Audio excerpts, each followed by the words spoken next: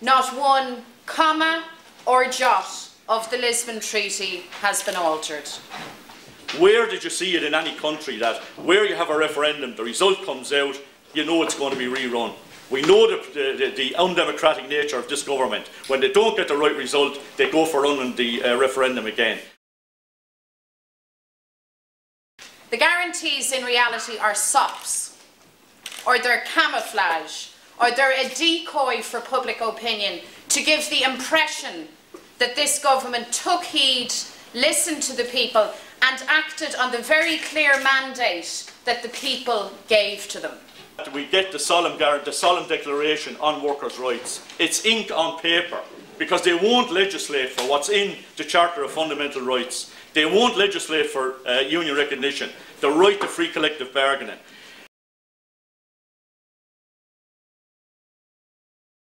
Can I say first of all, me and my union are pro-European, we're pro-African, we're pro-Australasian, we're pro-Asian and we're pro-American.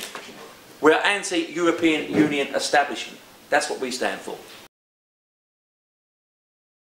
And part of the agenda of Lisbon is to further intensify the neoliberal agenda, which grants more profits to that economic establishment by further encroaching and opening up public services on which they want to get their hands. That is part of the big picture. The Lisbon Treaty, however people want to dress it up, enshrines the internal market. You can't have one without the other. And if you accept the Lisbon Treaty, then you accept and you cement the policies of the European Union for pro-privatisation. Under the European Union, you can't have a monopoly. There has to be competition.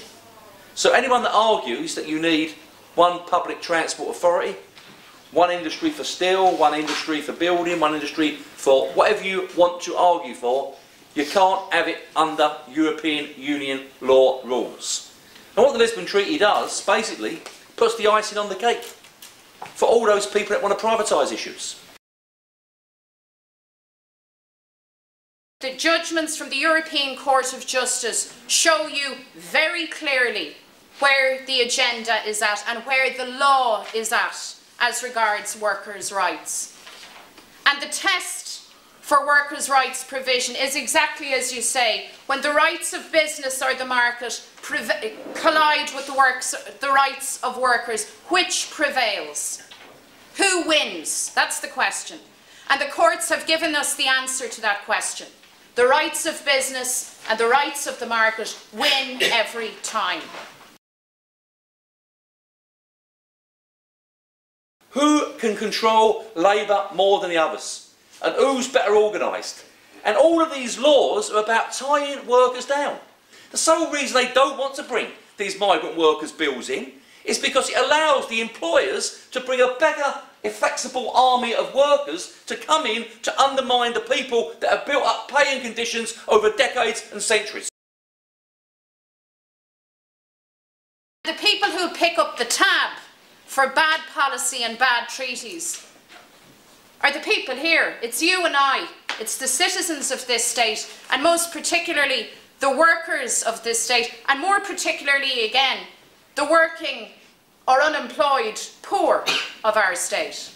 And if someone's working on a ship for a bowl of rice a day, you either get that person off a bowl of rice and get them onto the rate of pay and conditions that the highest workers are on, or the employers are going to throw you into the ground and make you work for a bowl of rice as well. That's the kind of world that I want, where we either organise people throughout the world, or we allow the employers to come in and crush us into the dust. The issue's got to be that the system's wrong, that workers have got to compete against each other for lower rates of pay and conditions. That's what's at fault. And what we've got to build up is unity amongst not just workers in this country, but workers throughout Europe and workers throughout the world.